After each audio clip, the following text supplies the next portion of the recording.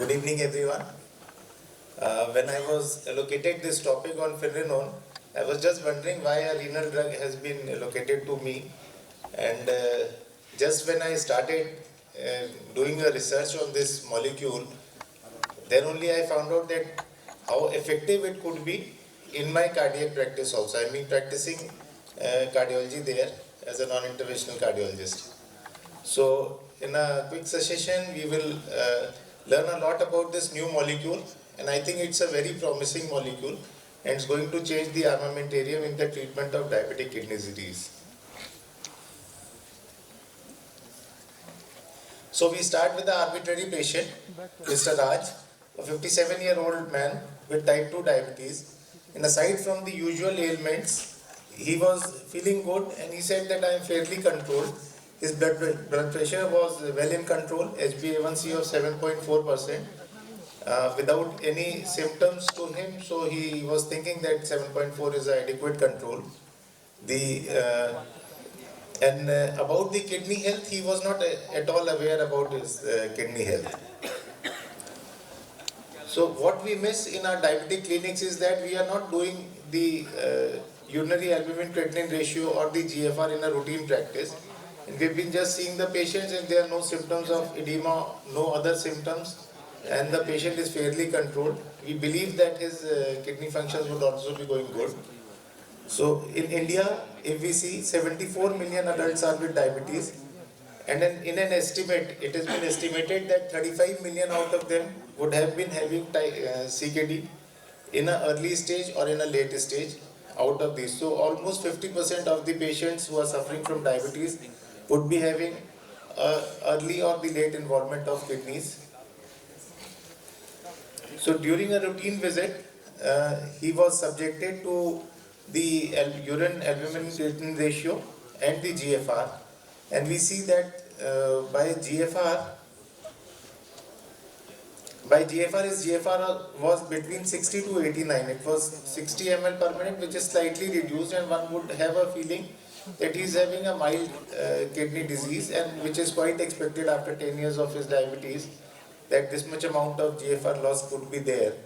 But when we did a urinary albumin-creatinine ratio, it was seen that he was landing into the moderately increased disease between 30 to 300. So this is the criteria of the GFR. More than 90 is normal, and the grade 2 is 60 to 89, grade 3 is 45 to 59. This we all know the GFR grading. And the urinary albumin-creatinine ratio less than 30 is normal, whereas 30 to 300 moderately increased, and more than 300 is severely increased. So based on his current diagnosis, he was advised below medications. He was on telmisartan 40 mg OD, chlorthalidone 12.5 mg OD, glucose lowering metformin, glimepiride, and dapagliflozin, a SGLT2 inhibitor. Before the coming in of Finerenone, we already have been using SGLT2 inhibitor and GLP-1 analogs, and we see that these two are the molecules, they are the wonder drugs in last few years, if we see, in preventing the renal, in increasing the renal outcomes also, improving the renal outcomes, as well as the cardiac outcomes.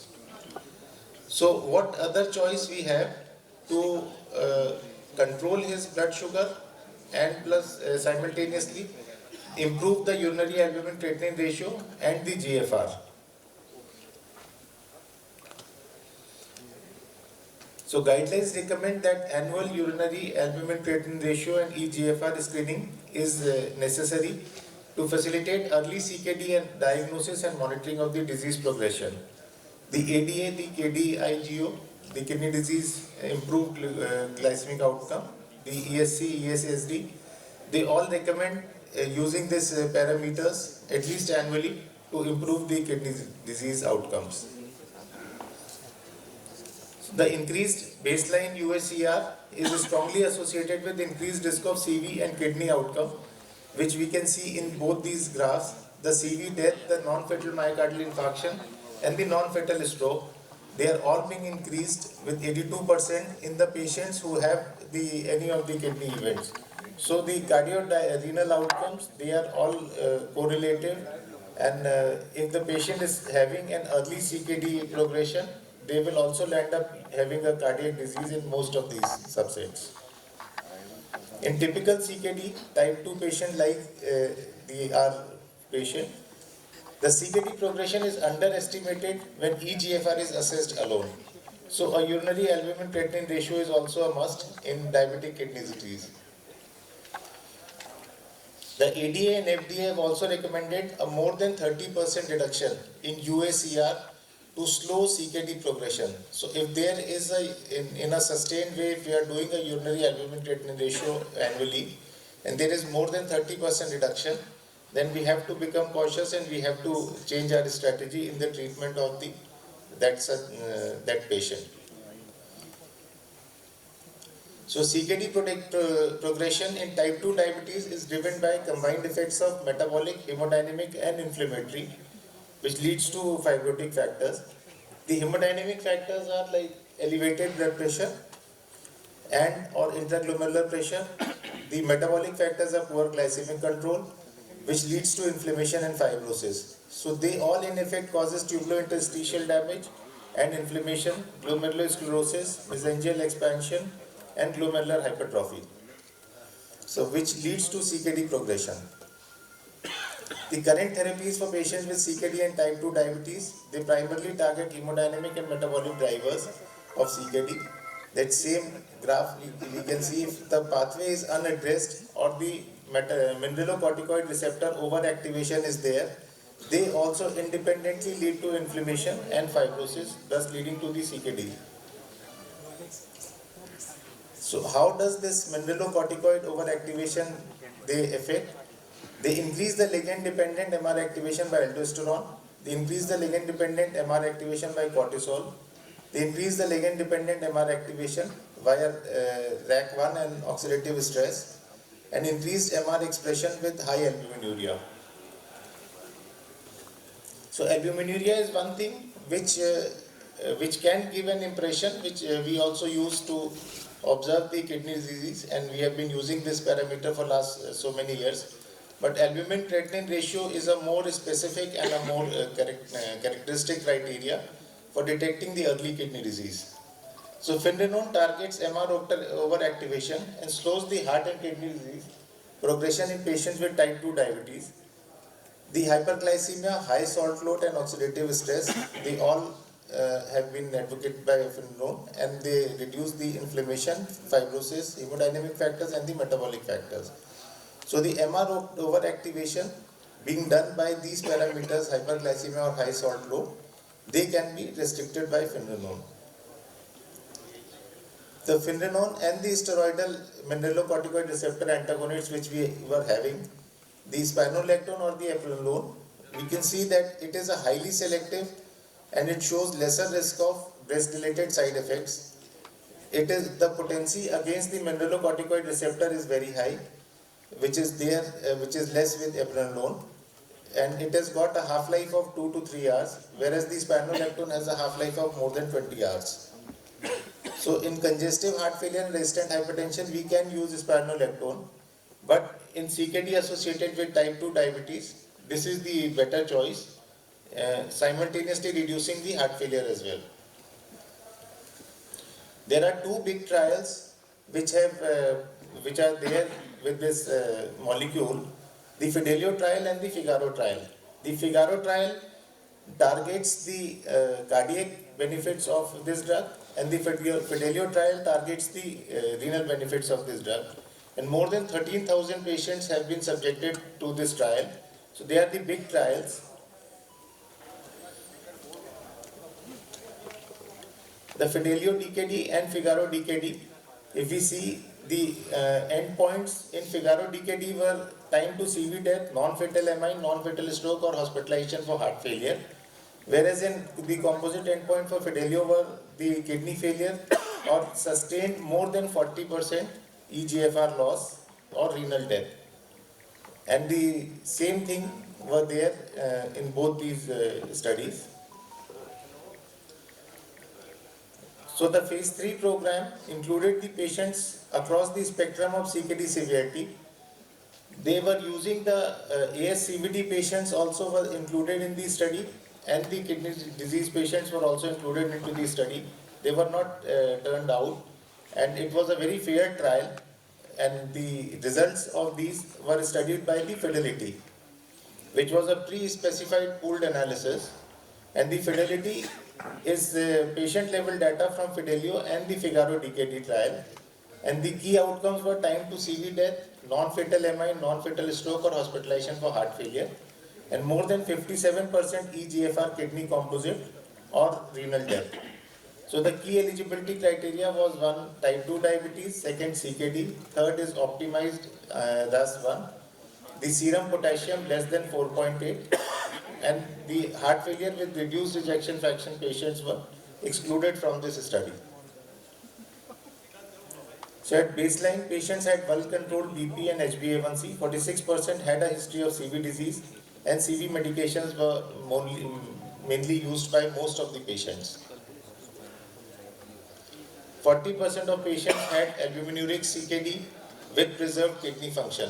So GFR was more than 60 in 40% of the patient and less than 60 in more than 60% of the patients.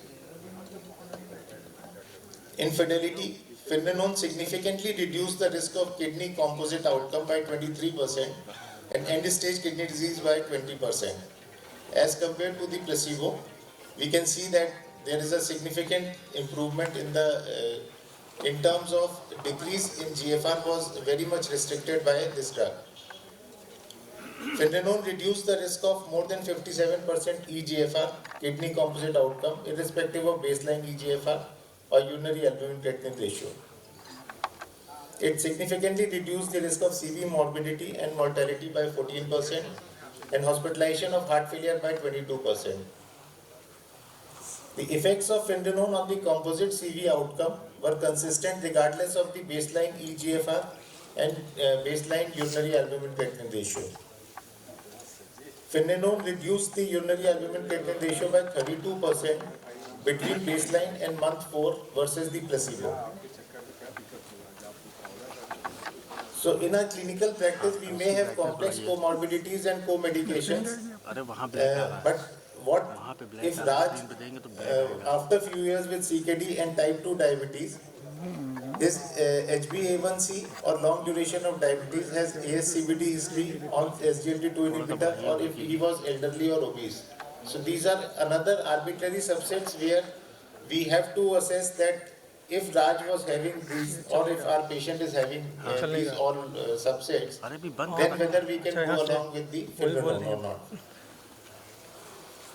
So the effects of Finerenone on CV disease, if the patient has high HbA1c, we can see that the effects of Finerenone on CV and kidney composite outcomes were not modified by HbA1c at the baseline.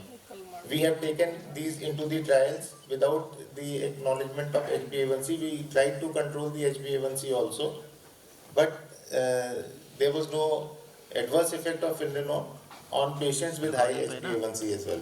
Recording पे है. Then if the diabetes is long standing, then also the Finerenone effect on the CV and kidney composite outcomes were not modified, and they were same in the baseline diabetes duration. Effect of Finerenone is similar in obese and non-obese patients. So no effect on the obese patient. We can use safely this drug in our obese patients as well. Finerenone reduced the risk of CV and kidney composite outcome irrespective of our patient being already on SGLT2 inhibitor. So he can have the same benefits of SGLT2 inhibitor and simultaneously he can be kept on Finerenone. If he is on GLP-1 receptor analog, same, the Finerenone can be used safely in those patients also, which we have been advocating GLP-1 analog. So given his CV profile, Finerenone reduced the new onset heart failure in patients without a history of heart failure at baseline by 32% versus the placebo.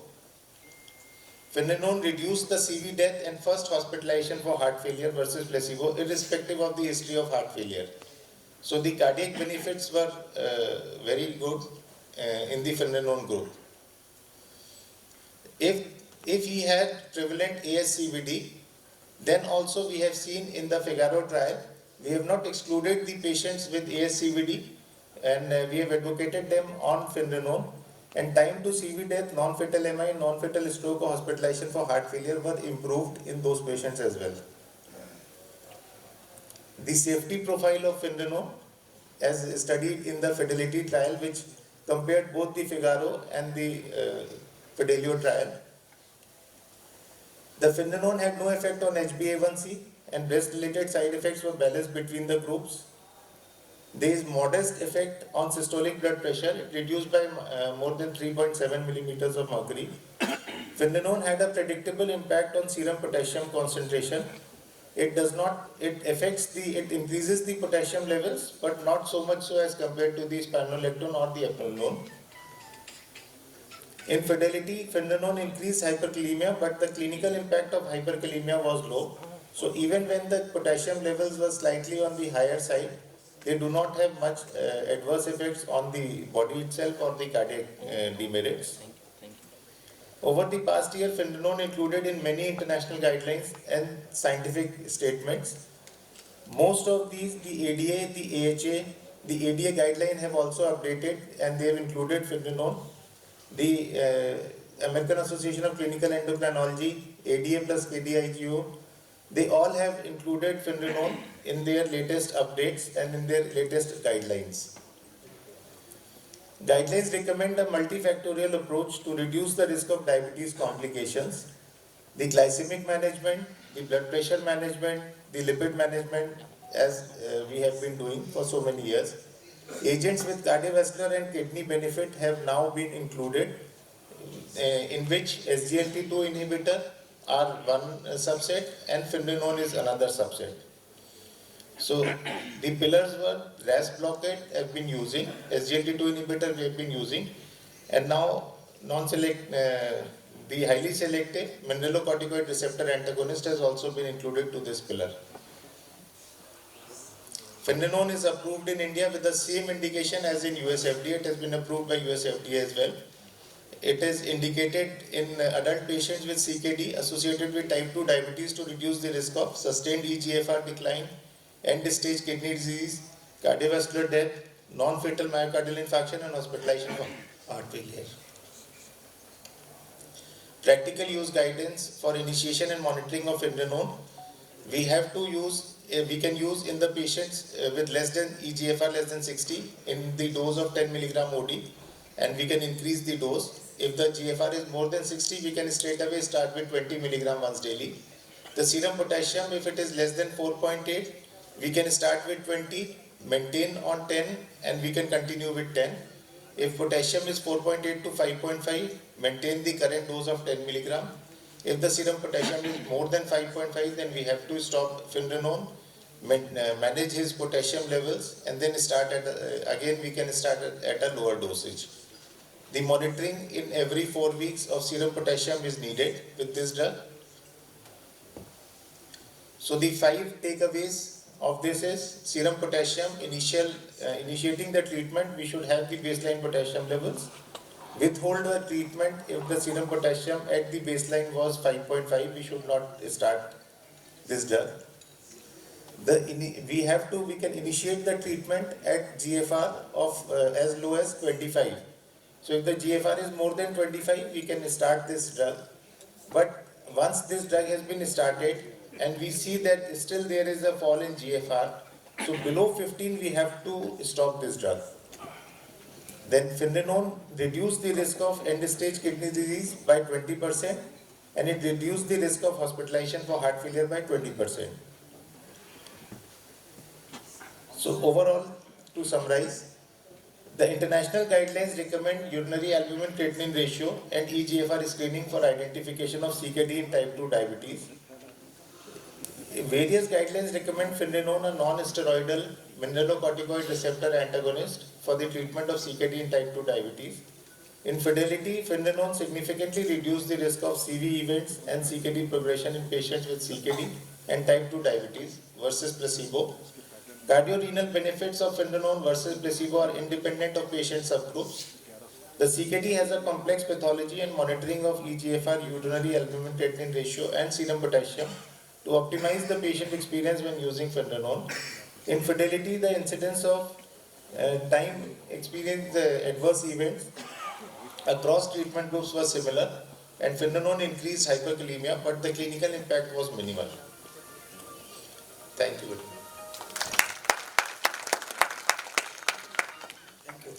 Thank you, Dr. Goel, for your this elaborate presentation. But before inviting any question from the experts, since I am a basic clinician, I want something to know, just like a common man. After how many years of diagnosis of diabetes, we can expect something renal disease? One question. And secondly, at what stage I have to start these drugs, these newer drugs, because we have to follow you. Thank you. Sir, it depends upon the HbA1c control. If the patient is maintaining a good HbA1c control, then 5 years down the line, we should start doing annually urinary albumin creatinine ratio, and maybe every 2 years EGFR. If the EGFR decline is more than 30% in 1 year, then we have to start this molecule. If the EGFR is maintained more than 90, then he is not having a chronic kidney disease as such, and there is not much benefit of starting this molecule. If the albumin creatinine ratio is between 30 to 300, then we should straight away start with this molecule. SGLT2 inhibitor are one more drug in which we can use. It is specifically being used in diabetic kidney disease only. And if the EGFR is less than 25, we have to advocate this molecule. Now, the second part of your talk was when and where we have to advocate. Whenever we see a decline in renal function, either by urinary albumin creatinine ratio or by EGFR, we can straight away start with this molecule. And just before we start, we have to do a baseline serum potassium level. If the potassium level is more than 5.5, we should not start. If the baseline potassium levels are within the range, within 4.8 or 4.8 to 5.5, if it is less than 4.8, we can start with 20 milligram once daily. And then we have to monitor in a sustained way. Every month we have to monitor the serum potassium levels. And every 3 months in first year, we have to monitor the urinary albumin creatinine ratio and EGFR. If the decline has been stopped and after 1 year we see an improvement in urinary albumin creatinine ratio or EGFR, then we have to continue using this drug. Thank you, sir. So, yes, sir.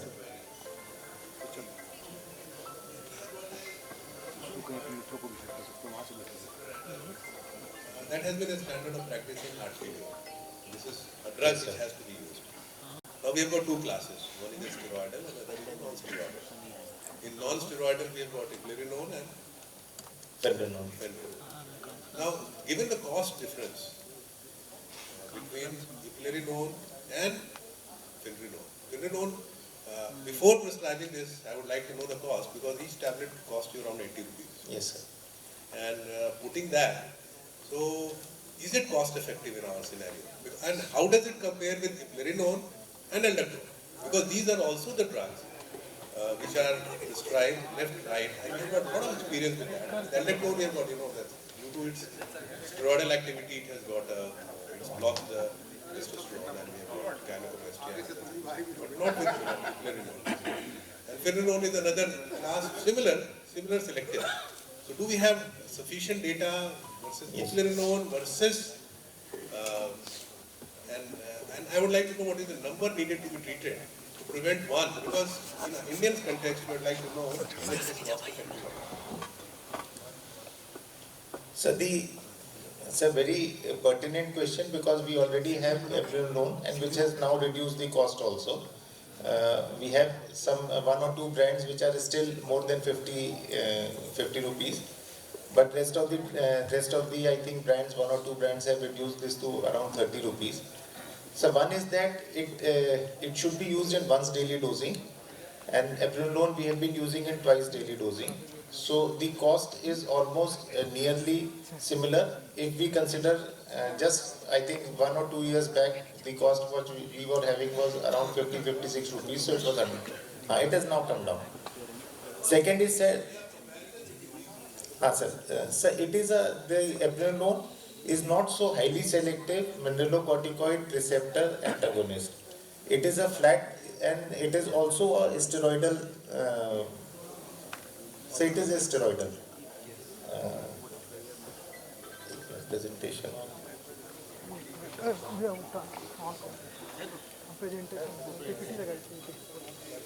So it was there in the slide.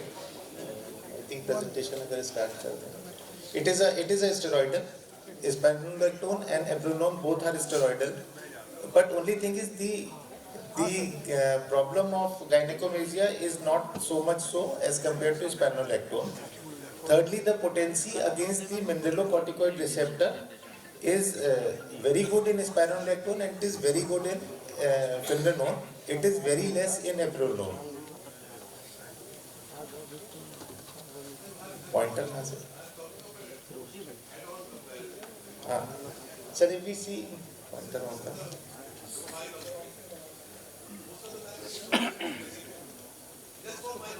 Sir, eplerenone is steroidal. It is flat. It has got very less selectivity, and its potency against the mineralocorticoid receptor is very low. It is a good molecule. Eplerenone is a good molecule for cardiac outcomes, whereas finerenone is a good molecule for cardiac as well as renal outcomes. The half-life, the anti-androgenic side effects are there with eplerenone. It is more with spironolactone, but it is also there with eplerenone, which is not there with finerenone. And effects on blood pressure is higher in cases of eplerenone. So if the BP is on a lower side, then eplerenone or spironolactone eplerenone is a better choice as compared to finerenone. There are certain benefits which are there. It is a totally non-steroidal. And I think eplerenone is a mixed kind of a picture, but it is more selective than eplerenone. And I think when we have been starting using the Fidelio and the Figaro trial are the largest trial conducted on these molecules. It has not been conducted on spironolactone or eplerenone. We have been using these for last so many years. And the Fidelity, which has compared both the Figaro and the Fidelity, the other trial, they have shown that the benefits of finerenone is far more superior if we consider diabetic kidney disease as compared to eplerenone. If we consider the cardiac benefits, their finerenone as well as eplerenone both stand true, and they both have the similar benefits. Okay, I think sir was asking about head-to-head trial between eplerenone and this one. But I hope the indications are also different. In CKD, in diabetic kidney disease, it is being recommended. So indications are also different. The head-to-head trial between eplerenone and finerenone, I have not. No trial was there. I think. Yeah, all placebo. All placebo control.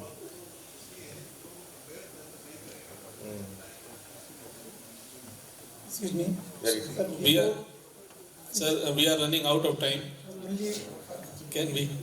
before giving this finerenone to the patient of this drug for the microalbuminuria, should we wait for controlling the blood pressure and blood sugar comfortably to HbA1c less than 7, and should be controlled hypertension, and we should give the different drugs to control the macroalbuminuria.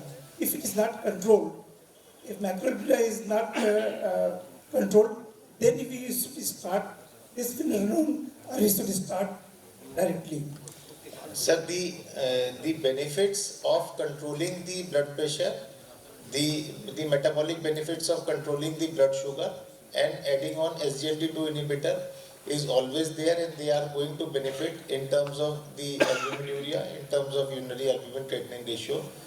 But only thing is the guidelines have now included that you have to start early and you can add on this therapy along with the other drugs and monitor the urinary albumin creatinine ratio. But then it depends upon the choice because the cost is relatively high. It is a new molecule and the cost is high. So we can try with these that we adequately control the blood pressure and the blood sugars and then monitor the patient for another 6 months. And if there is a decline in urinary albumin creatinine ratio, then we can continue with our old therapies as well. Thank you, sir. We will close the session. Thank you very much.